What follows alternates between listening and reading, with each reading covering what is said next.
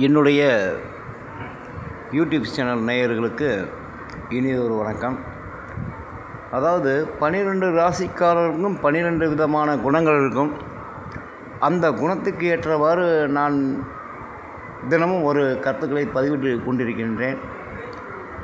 நீங்கள் அந்த கருத்துக்களை ஏற்று அதற்கு ஏற்றவாறு நடந்து கொண்டால் உங்கள் வாழ்க்கையில் மாற்றம் கிடைக்கும், நல்ல பலன் கிடைக்கும். எதிர்காலத்தில் திட்டமிட்டு செயல்படுவது என்பது